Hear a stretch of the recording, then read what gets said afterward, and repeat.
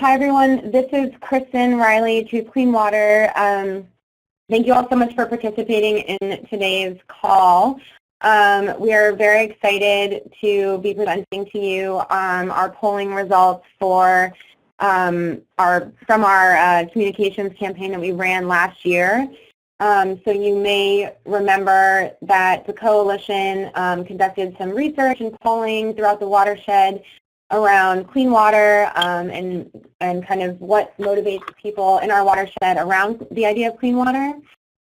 We did the polling in Pennsylvania, Maryland, and Virginia, and so we wanted, or a lot of our members asked if we would be able to kind of break down our results on a state-by-state level. So that is what we're doing today with Pennsylvania. And so Jonathan is actually the person that conducted the polling, so he is the best person to talk about all of this and give you guys some insight and answer any questions you may have. So he's going to kind of give you a top-level kind of rundown of our results, but then also dive a little bit deeper into some of the results specific to Pennsylvania. And I think, so if you guys have any questions throughout the presentation, if you want to use the chat box in the webinar, that would be great, and then we'll try and address those maybe throughout, but then also definitely we have time at the end reserved for questions as well. All right, and with that, I will turn it over to Jonathan. Great, thank you so much, Kristen, and hello, everyone. It wouldn't be a webinar without at least a minute or two of technical difficulties, so I'm glad that we're all here.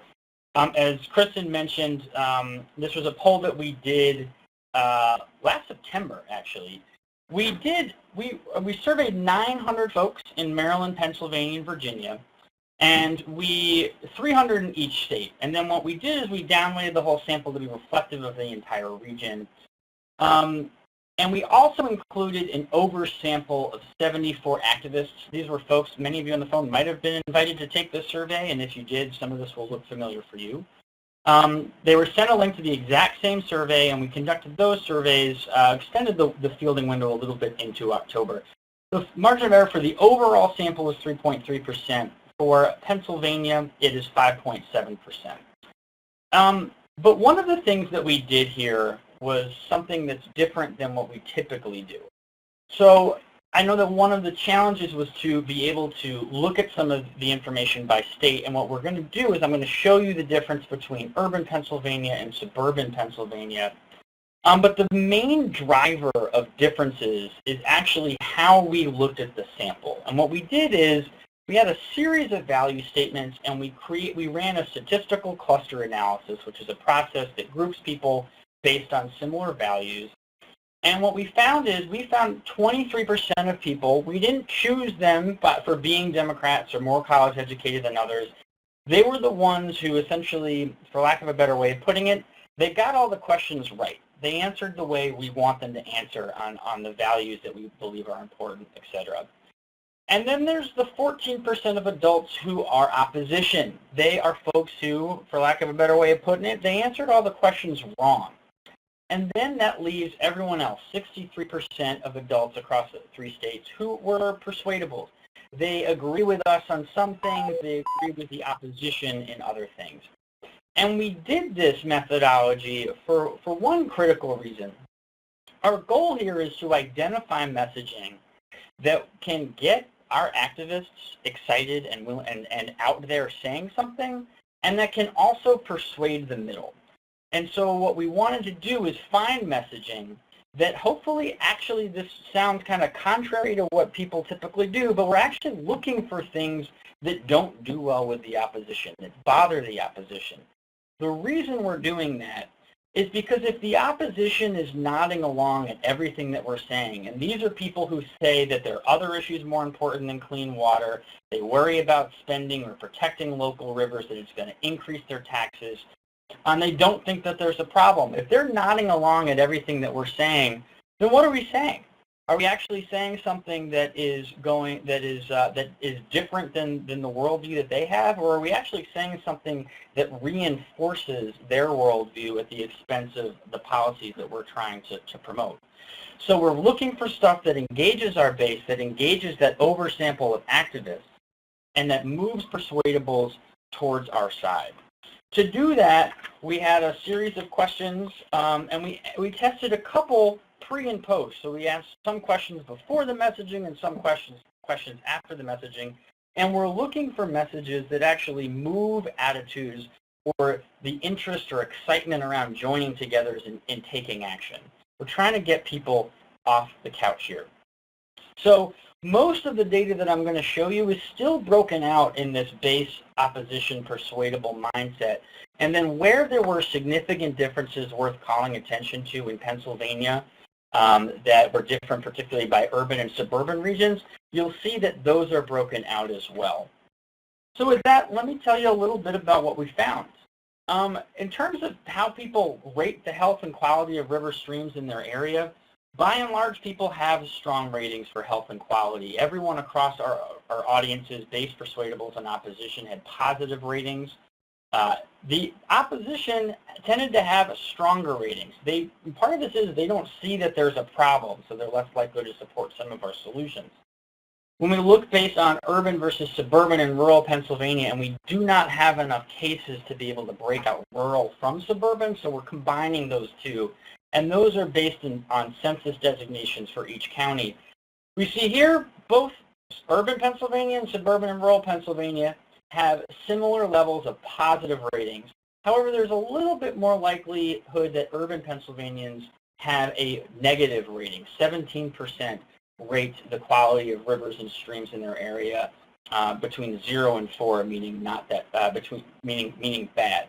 Suburban and rural, much less likely. They have more likely to have a little bit of a neutral attitude, but on the whole, you see strongly positive ratings of the health and quality of rivers and streams in folks' area. How much do you trust the safety of the drinking water where you live? By and large, people trust it. The opposition strongly trusts it, and the part of this is in trusting the safety and the quality, they don't see a problem, so again, they don't see the need for some of the policy solutions. And as you'll see, they also show strong levels of tax sensitivity as well. But by and large, drinking water is seen as safe and is seen as something that people trust. Similarly, urban and suburban, rural Pennsylvania, very, very strong ratings here. 52% in suburban and rural Pennsylvania rate the safety. Their trust level is an 8 and 10, a very good rating.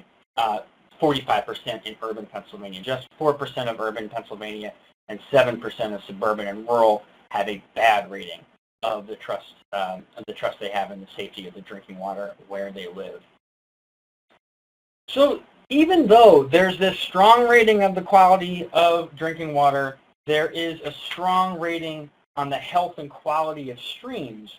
That said, our base and our persuadables do believe that state government needs to do more than they are currently doing on two levels. We tested two things here. On the left side, does the state government need to do more or less or the same than they are currently doing, improving the health and quality of local streams and rivers and streams, and on the right, reducing pollution to local rivers and streams.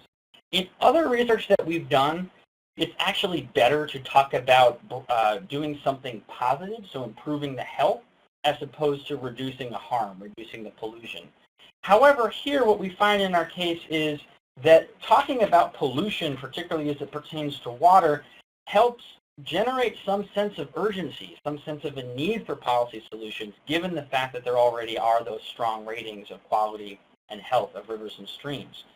So our base, who, again, they still have positive ratings, but much weaker than the opposition, here they believe that the state government needs to do more than they're currently doing. And the persuadables, similarly, more than 3/4 of persuadables think that the state government needs to do more than they're currently doing to either improve the health or reduce the pollution to local rivers and streams.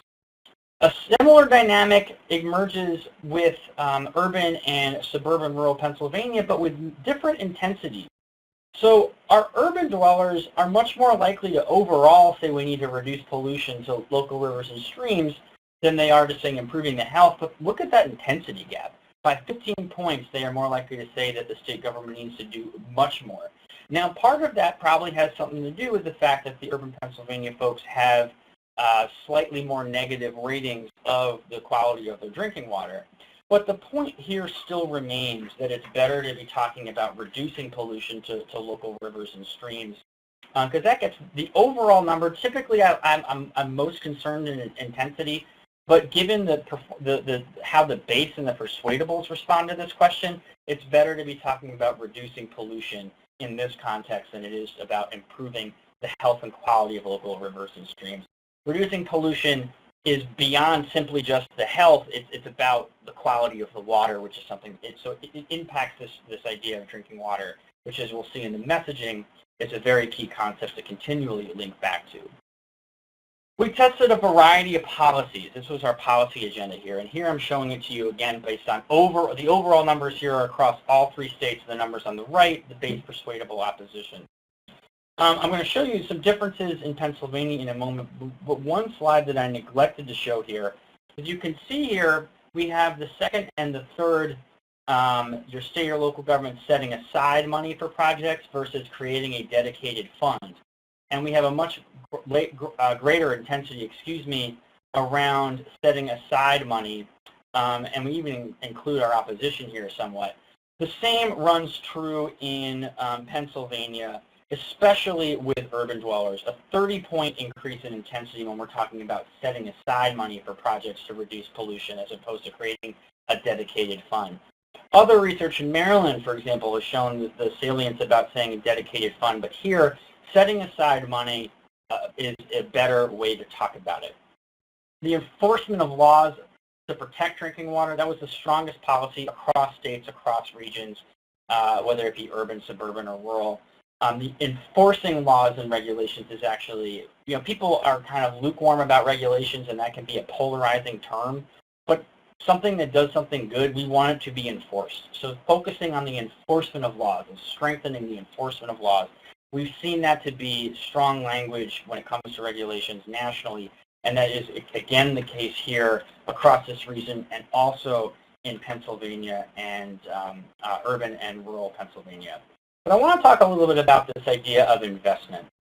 So here we see that urban and suburban rural Pennsylvania folks, they support this idea of increasing state investments or increasing local investments.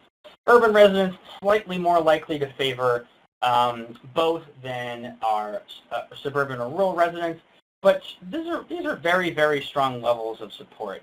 Anything above 2/3 or 3/4 is a strong level of support. And I'm showing here the overall numbers because these were split sampled and we have a little bit of small sample size.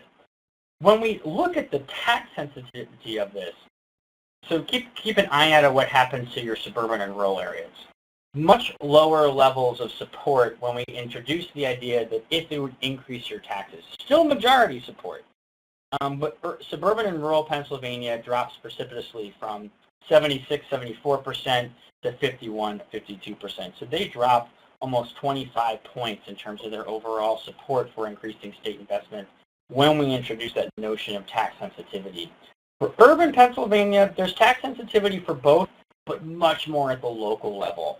Local level drops from 87 to 47, a 40-point decrease in support for increasing local investments.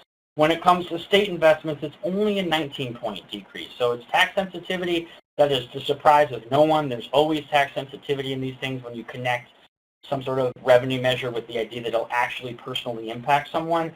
But the impact is much more acutely felt regardless of whether it's at state or local level in suburban rural areas. Urban Pennsylvania, still strongly in favor of increasing state investments, but the local investments, there's significantly more tax sensitivity. In addition to policies, as I mentioned, we looked at this whole series of value statements, and this is really where we were able to kind of identify who is our base, who are our persuadables, and who are our opposition. So I'm going to show you the numbers for overall these different 3 groups first before going into some of the language tests that we have here. But protecting the water supply so that people have access to clean and safe drinking water, this is just a foundational value for our base and an incredibly strong value for our persuadables as well. 99% of the base rated this an 8 to 10, saying they strongly agree with this statement on a scale of 0 to 10. And then the second statement there, we have a moral responsibility to future generations to restore and protect the water we drink. This idea of protecting the environment, whether it be public lands, whether it be wilderness, whether it be water supply, whether it be even our climate. A key value frame in all of this is this idea of doing so because we need to preserve that for for the next generation, for our children and our grandchildren. And that is still shining true, strongly in this data. Strong levels of support across audiences, frankly, about this idea that we need to protect the water we drink for future generations.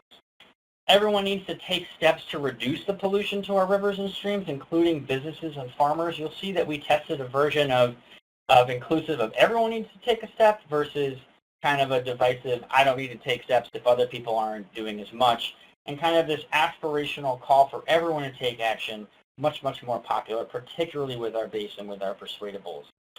This last statement here, clean water is essential to our economic future. Very important value here, but I would argue that, as you'll see on the next slide, we have strong ratings about talking about clean water being essential to our health. The challenge when we talk about clean water in economic terms is that is not our strongest value proposition. People agree with that statement, but you are all organizations that are advocating on behalf of nature, water, rivers, the environment. When you're going up against a local Chamber of Commerce, guess who believes who about what policy is best for the economy? It's not you guys. And I hate to say that, but it's just true. We are good messengers for our turf, but if we're going to have an argument on what's best for the economy, we're going to lose against other messengers that people just intuitively trust more when it comes to economic things. So on the next slide here, the middle and the bottom, we need to recognize that we need policies that recognize that drinking water is essential to our health, that clean water is essential to our health. This, even though there's slightly less agreement with this is actually, I would argue, stronger terrain for us, and it really comes through in the dial messages as well. When we start talking about water on economic terms, now we start having a conversation about what's better for the economy, regulations or this policy or tax increases or regulations or whatever it might be, as opposed to a much more solid values foundation for us, which is talking about health. So people strongly connect drinking water to health and believe that they see a role for government here too. And even we get a stronger role for government with the opposition when we say clean and safe drinking water. When we add keep our rivers and streams clean, we keep agreement with our base and we keep agreement with our persuadables, so we actually alienate the opposition here. We're now finding language that helps differentiate us from the opposition, that helps talk about the values that we need to be moving out there and moving them on to our persuadables who have some significant cross pressures. So getting into some of the language tests that we had, here you're seeing more responsibility for our drinking water in the blue versus the water we drink in the orange. You can see a 21-point increase in intensity when we say the water we drink as opposed to our drinking water.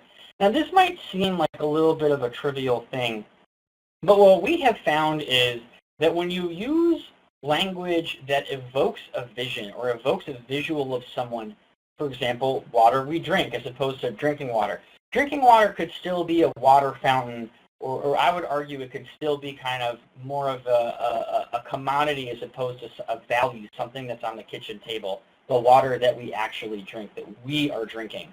And so that evoking of an image really helps, especially with our base. You can see that it's all strong with our persuadables, but 21%, a 21-point increase in intensity. These are people who are rating this 10 out of 10.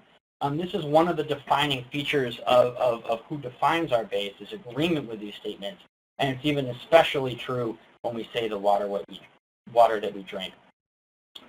Looking specifically in Pennsylvania, we get overall the numbers are about the same for urban and suburban. Urban tend to agree with this a little bit more than suburban and rural. These are both very positive values, but the water that we drink is stronger language within urban Pennsylvania.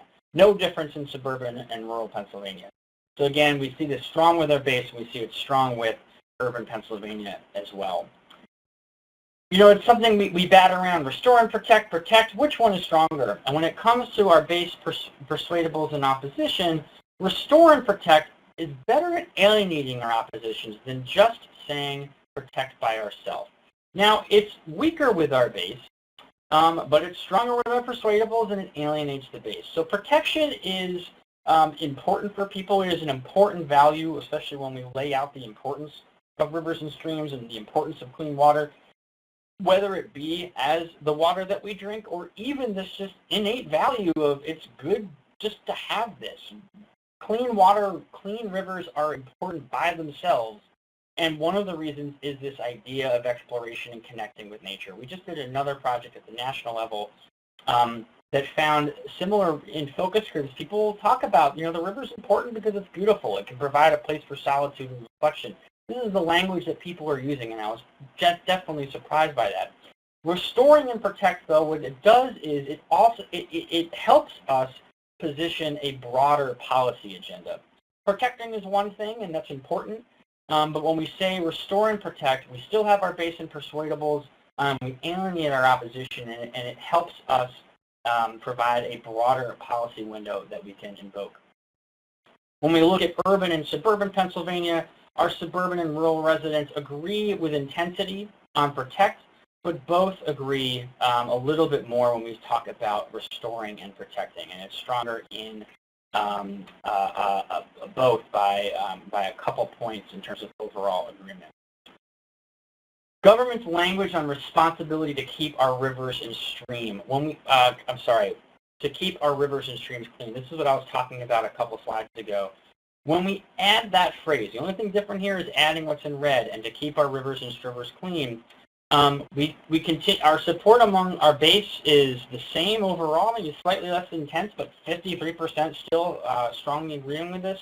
Our overall support agreement with persuadables stays pretty strong. There is a dip in intensity to be sure, but we help alienate our opposition here, and we're keeping our persuadables. 2/3 of persuadables still agree, 8 to 10, that government has a responsibility to provide clean, safe drinking water and to keep our rivers and streams clean.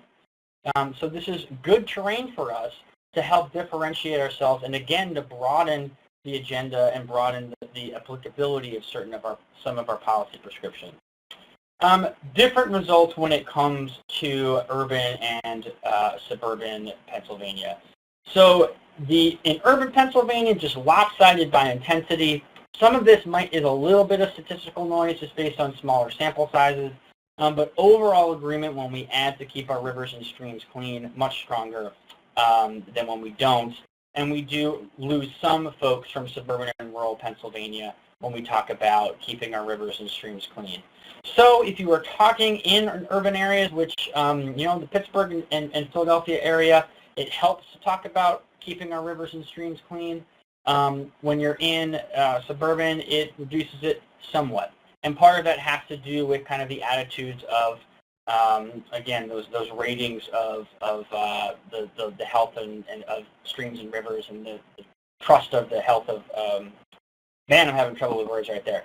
The trust in the quality of their drinking water. Those differences based on urban and suburban rural are playing out here as well a little bit.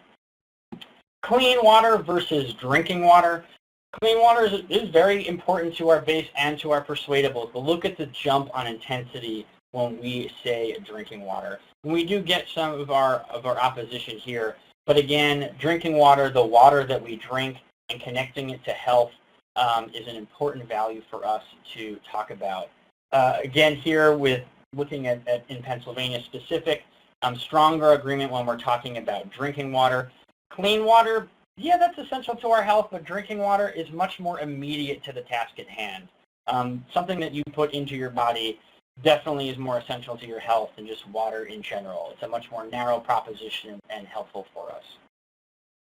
And here was that test. This is kind of a little bit unfair to put next to each other on the way we have it here, but we wanted to look at this idea of, the disparate effort that it takes. Do people feel like they're doing too much and farms aren't doing enough or businesses aren't doing enough? So the aspirational, inclusive assertion of responsibility, everyone needs to take steps to reduce the pollution to our rivers and streams, including businesses and farmers. everyone, all of the above, we need to take action. Overwhelming agreement with our base. This is something that is important to them, so it would make sense that everyone needs to do something. The I should not have to do more than others when others are not doing enough, kind of this little free riding notion, it has a little bit of traction with our persuadable and our opposition, but by and large it kind of falls flat. So it's better to be talking about a more inclusive assertion. But this notion of kind of individuals, the individual not having to do stuff doesn't work. And that's okay as far as I'm concerned. It's good for us to be talking about everyone needing to take steps rather than calling out those who are not doing enough. Similar dynamic at play here with urban and suburban, rural Pennsylvania, more likely to agree with this notion that everyone needs to take steps. So with that, I want to go into the dial messages. And so what you're going to see here are the results of, I think we tested 6 messages altogether. Every respondent listened to a recording of the message. What you see on the right there is the screen that they saw. There was no image, just a little play button. And if they liked something, they moved that little green box to the right. And if they didn't like something, they moved it off to the left. The first message that I'm going to play for you is the opposition message. And you can see it actually tested decently well, which is a problem for us in a certain respects. I mean, there is this little cross current of tax sensitivity and regulations and whatnot, and you'll see that it tests a little bit well with our persuadable. Our top messages, and I'm going to play 3 of them for you, and I'm going to show them to you because the dials, honestly, between urban and suburban and rural are not that dramatically different. Here's the overall rating. So the mean dial rating, which I might call the unconscious rating, this is as they're dialing the message, what's the average score that they gave it. You see very little difference between urban, suburban, and rural, especially for these top 2 messages, well within the margin of error. But again, even as you go down that list, not tremendous amount of difference. A little bit of difference when it comes to the conscious ratings, and I will show you the data for urban, suburban, and rural onto those. And this is after they read the message, we asked them a question, how convincing do you find this message on a scale of 0 to 100? And this is the average score for that. These messages resonated a little bit more strongly with folks in urban Pennsylvania than they did in suburban and rural. But notice that all of these top messages still beat the opposition message, which is the first one that I'm going to play for you. I'm not going to play economy focus or cut the crap. Needless to say, cut the crap was kind of a bank shot. It's not often that you lead a messaging project with something like cut the crap.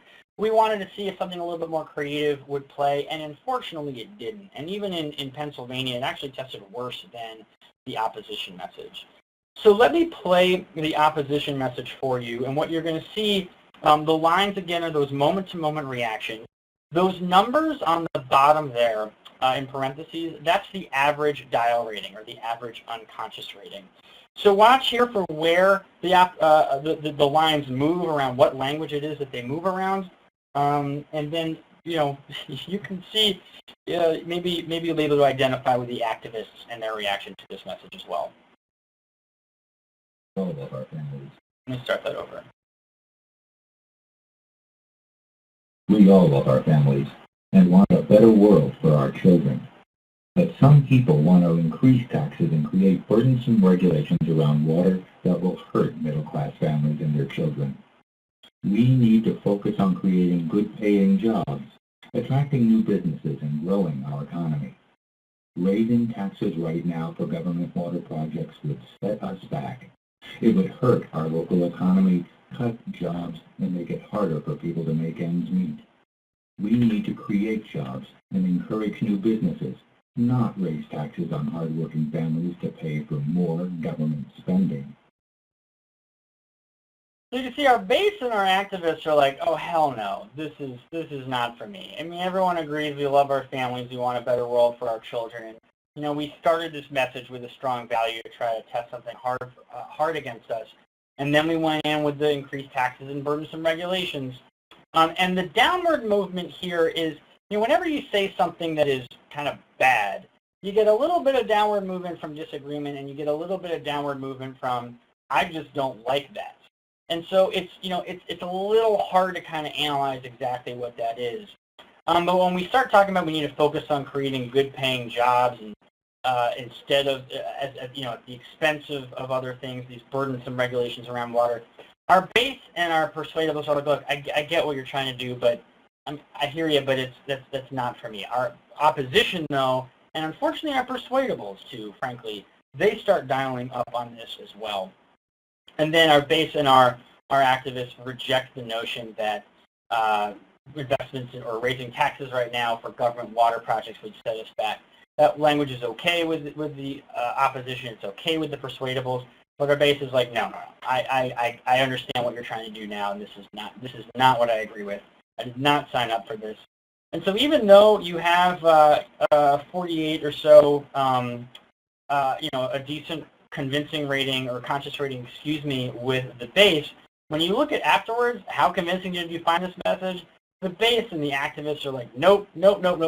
This is not convincing at all. And you can see in urban and suburban Pennsylvania, and a little bit of perhaps partisanship is coming out here. Suburban being slightly more conservative, which is more reflective of the opposition. Slightly strong ratings, frankly, here for suburban Pennsylvania. But as you'll see when we go through these other messages, our messages beat this message when it comes to both the Dow rating and the convincing rating. So the strongest message for us is this one, health focused. And here you can see where our base and our activists truly dial up. Notice that our persuadables are doing better than our opposition. And while our opposition does like this, they kind of flatline. So it's kind of hard to, when you're talking about water that's so essential for life in general, to find something that truly alienates the opposition. But at this point, finding something that kind of has them flatlining is okay by me. So let's play this one. Our family's health matters, and clean water is essential to our health. When old infrastructure and poor planning lets dangerous chemicals like lead into the water that our children drink, we need new solutions. Thankfully, we know what works. Through smart planning and development, we can prevent pollution from reaching our rivers and streams, keeping them clean and our drinking water safe. We must make water a priority because our health is a priority. We must take the necessary steps to ensure that the water we use to clean our dishes and that our children use to brush their teeth is safe. Now notice in all of that call to action, smarter planning development, prevent pollution from reaching our rivers and streams, keeping them clean, and our drinking water safe, we must make it a priority. Our opposition is kind of flat, but our base and our persuadables are going up for that.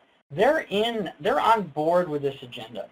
And what's very important about this message is, as the head of our firm, Celinda Lake likes to say, we're no longer in a 30-second world, we're in a 10-second world.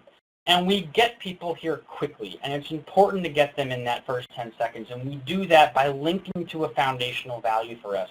Our family's health matters, and clean water is essential to our health. We already saw earlier that is a statement that everyone agrees with. And by kind of leaning in and starting from a values frame, we're able to then build support with our persuadables for our policy agenda to protect that value.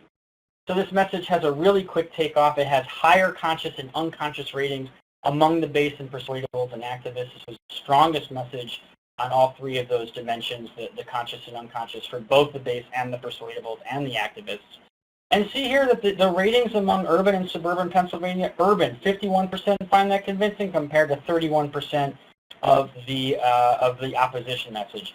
Suburban, 46% find it convincing here compared to 43% of the opposition message. And the opposition, we don't fully alienate them, but they plateau when we start talking about the impacts of not doing things. So when old infrastructure and poor planning lets dangerous chemicals like lead into the water that our children drink, we need new solutions. So when we get to the policy agenda, we lose some of the opposition, or they stop gaining on this. And in such an issue that's kind of hard to find divisions on, that is a helpful thing to know, that our policy agenda works with our base and persuadables and kind of checks the opposition at the door. The other really strong message is this notion of community, and let me just play this one. We all want to live in the best places for our family. Ensuring that clean water flows through our rivers and streams is an important part of making our community a place we are proud to call home. Clean drinking water is essential, and clean rivers and streams provide places for people to enjoy the great outdoors. We need water to fight fires and grow food, and clean water contributes to a greater quality of life. We can preserve what makes our community great for our children and grandchildren if we invest in protecting our water supply and preventing pollution from rivers and streams. Now, I never said make our community great again, and this was, before the insanity of the election. But you can see here, very, very strong with our base, very, very strong with our activists, strong with our persuadables, and it is strong with our opposition. It's kind of hard to disagree with this. Although, frankly, once we get to this idea of preventing pollution in our rivers and streams, because we're talking about investing in protecting our water supply, now you're talking about money, you're talking about taxes, and we alienate our opposition. But look, our persuadables and our base are still dialing up when we're talking about investing in protecting our water supply and protecting pollution for our rivers and streams. This is a very high conscious rating with the base, 81% finding this strong overall. Again, strong with urban Pennsylvania, slightly weaker with suburban and rural Pennsylvania. It has a quick takeoff, which was, as I mentioned, is important to us. Here, the value is family, and here we get strong dials when we're connecting clean water as a key to enjoying the outdoors, providing quality of life, making a community a place proud to call home. So that's strong language and strong values for us to draw on and to link the importance of water. The last one that I'll play for you is water as human experience. Every day, water connects each of us to others in our lives. It fills the pools that bring children relief on a hot summer day. It runs through the rivers people enjoy by fishing or boating. It fills our glasses and is in our morning coffee and the beer or glass of wine we may enjoy with dinner. Without water, there is no life. We must protect the water around us and keep our water safe and clean, which means building projects that restore and protect our local rivers and streams, because water brings us together and is central to life. Now, we tried something a little different here. If I would have done this over again, I would have maybe gotten to the point a little quicker. We talk about pools, we talk about rivers, fishing and boating, glasses in our morning coffee and the beer. All right, I get it. So, we could have gotten to the point a little quicker. People do respond to this notion that water connects us to each other in our lives. It's a little bit of a slow takeoff, but this whole section here from kind of the 8 to the 20 or so, it's a nice slow build, but it would have been helpful if we had kind of gotten to the point a little quicker here and less examples. So we were trying to just, try some visual language, as I mentioned, and to a certain degree this worked. This was a very strong message with urban Pennsylvania, 61% with a strong rating for this. This was their, next to community, this was the second strongest message in urban Pennsylvania. And very strong ratings, conscious ratings here, 49% finding this convincing in suburban and rural Pennsylvania. Really strong with our activists and our base as well. The only problem here is we don't really differentiate our opposition. And one of the places where we were able to do that throughout the messages was when we kind of go from, all right, here's a strong value, this is something we need to protect, it's important, it's good for health, it's good for family, let's talk about what we're going to do about it. And that's where we lose the opposition. But by introducing those values of protection, of health, of family, of linking it to future generations, of linking it to community, to activities that we all do and kind of finding that common value set, we open support and we open people, the base and the persuadables, towards our agenda and towards our policy agenda. And that's what's so helpful about starting from a place of values to then open support for our policy agenda, and with that we don't keep the opposition, which is helpful. But that's great, messages dial well, but what does it actually do to attitudes? So we wanted to test how is this going to make people interested in doing something? So we asked, as I mentioned, pre and post, before and after messaging, how interested are you in joining together with other people in your community to take action to restore and protect the health and quality of local rivers and streams in your area? You can see the opposition on the right, they're not interested. From beginning to end, 34%, they're not interested. 18% actually stay very interested pre and post, which I find interesting. Even in their opposition, this is still something, there's a little bit of fertile ground. But what is telling for me is our messages help move our base and our persuadables. 36% of our base say they are more interested after they hear messaging. Now, more interested can go from someone who said, I was a 4 on the first level to I was a 6. So if they go from being a negative territory to positive territory, they count as shifting towards interested. But if you go from an 8 to a 10, that also counts. So if we increase people's the degree to which people are interested, you are part of that light blue as well. So we increase both our base and persuadables. And when you look at Pennsylvania, by significant margins, we also increase the likelihood that people are going to take action in both of those regions. The demographics there in those two tables, those are specific to Pennsylvania. So those who are more likely to be solidly interested, strong Democrats, Democratic women, other groups of women, non-college women, women under 50, white women, and women. So women, broadly speaking, are a strong category in terms of people who are solidly interested from pre and post. But also, they make up some of our targets that are shift towards being interested. One that we found interesting was this idea of former military family members. We were able to actually had enough of them to break out. Family members of former military folks shift towards being interested, an interesting target to potentially develop a rapport with. College-educated women, younger women, moms, those specifically in the Pittsburgh area, and women, again, they are solidly interested and shift towards being interested as well here. Lastly, before I get on to the final recommendations, and I want to leave time for Q&A, we tested these potential messengers. Scientists, environmental organizations, absolute top tier when it comes to our base. Public health nurses, also very strong for both base, persuasion, and opposition. Nurses, also strong. That is, we have seen, and Gallup has shown year after year that nurses are incredibly strong spokespeople. And one thing, if you are going to organize nurses, we have done some work on trying to do that. They want to know all that they can about the issue, but to make this about a public health issue and something that is important essential for health is something that they could potentially get behind. Oh, that's really loud. It's better to be talking about environmental organizations for our base than it is to be talking about nonprofit organizations, but there's some strong trust for both as well. So finally, let me give you the where to go from here, words to use. As I mentioned, preventing pollution, much to my surprise, I was expecting reduce to be stronger, but we need to say prevent. It generates more urgency, and it also just provides a space for a greater set of policy solutions. Restore and protect as opposed to protect by itself. Again, it also provides additional space for solutions to be talking about, and it alienates our opponents who are less likely. They see restore and protect, and they think there are some other policies that they're not as in favor of. Setting aside money versus dedicated fund.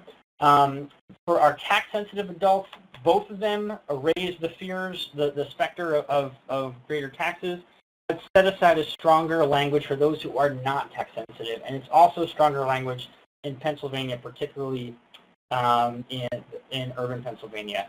The water we drink versus drinking water. The water we drink is much more visual language. It's much more immediate to health, and it is stronger, particularly with our base. And again, you saw that water is essential for our economy, tests well, but a message that was driven entirely on the economy is not our strong suit. We are better when we are stronger, when we're talking about water as being essential for our health. It is a better value for us to own. It is better for us to link water to health than it is for our economy. We are better messengers to deliver that more convincingly, particularly for our base, and in a way to persuade that 63% majority who are persuadables. Solutions are better to talk about than problems, even though we're talking about preventing pollution. Solutions, people are solutions oriented. As my colleague Anat Shankarzari likes to say, everyone's got 99 problems and they don't need yours. If we can lead people towards focusing on solution, it also helps alienate the opposition. But it's important to be like, look, I come to you with a problem and I also come to you with a solution.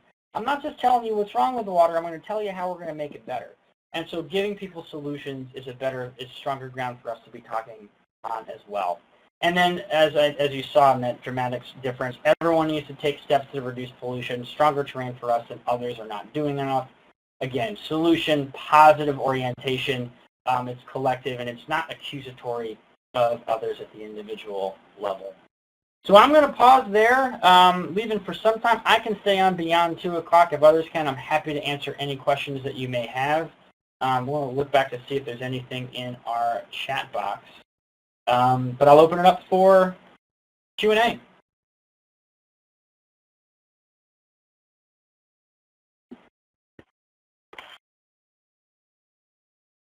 Hey, John, this is Kristen. I had a quick question.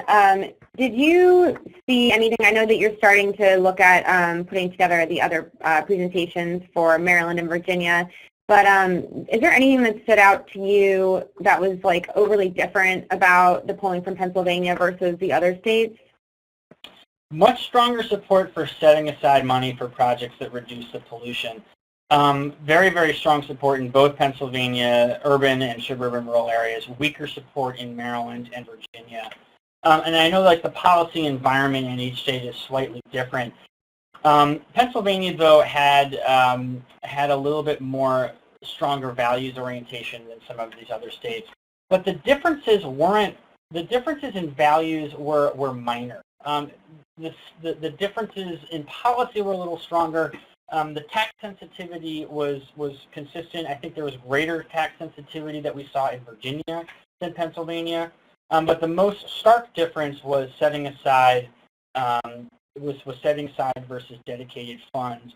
To give you a flavor of that, urban Pennsylvania, 61% strongly favor that, 52% in the suburban and rural areas. In the other states, it's in the 30s and 40s. So the strength of support for setting aside projects that reduce pollution was one of the more stark differences. But again, attitudes here are, there is a little bit of an urban-rural divide, as you can see throughout, but it's attitudes that are informing people more so than just geography. Thank you. Jonathan, you had a question from Julie Hester. She asked, why do we want to alienate the opposition? It's a good question, and it's one that I have a hard time convincing people of. But we want to alienate the opposition because it is not our job to find whatever the most popular message is. Our job is to find the message that makes popular what we need to get done, which is our policy agenda. And so if we say stuff that the opposition, who's not going to vote on this, your opponents are not going to be with you when it comes down time to setting aside money or creating a dedicated fund or enforcing regulations. They don't support the policy agenda. So if the message is something that they're nodding their head in agreement, then are we actually saying something that is going to drive people towards our policy agenda? Or are we reinforcing something that kind of plays to our opposition's strength? So, for example, the economic message, which I didn't play for you, was rather strong with our opposition, and that that is a challenge for us. We are not. Are we differentiating ourselves at all from something that they're going to say, or worse yet, are we reinforcing a perspective that makes it harder for us? So, if we're arguing this, for example, on economic terms, which our opposition is more likely to support, then we're reinforcing a frame that they can potentially own and take away from us. So for example, in the climate fight, if we're making this entire fight about energy independence, well, our opponents support energy independence because that supports the idea of fracking and supports the idea of drilling for oil because that's a domestic source of energy and it keeps us independent. So yeah, all of our people nod along in agreement, but we're reinforcing an idea that still opens the door for the opposition's perspective and the opposition's policy agenda to win the day. So when the opposition rejects what we're saying, at the same time that our base and our persuadables are dialing up, then we know that we have terrain where we can move persuadables towards our side, towards our policy agenda, in a way that it is different and in a different frame that is stronger than the opposition's frame.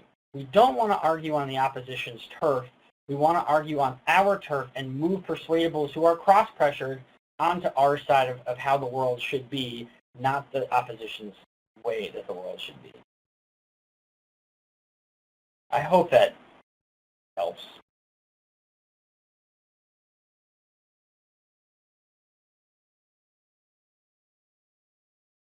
Awesome. Are there any other questions for Jonathan?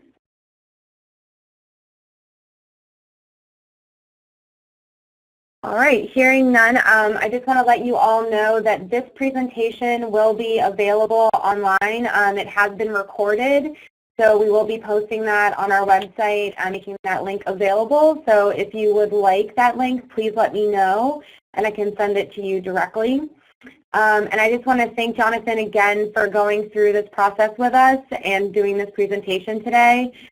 If you're interested in also hearing about the results from Maryland and Virginia specifically, those polling dates are also scheduled. The Maryland one will be on February 21st at 11 a.m. And I believe the Virginia one is March 8th at 2 p.m. And the links and information are in Creek to Bay, or just let me know if you'd like me to send that information to you. So thank you, Jonathan, and thank you everyone for participating today, and we'll talk to you soon. Thank you.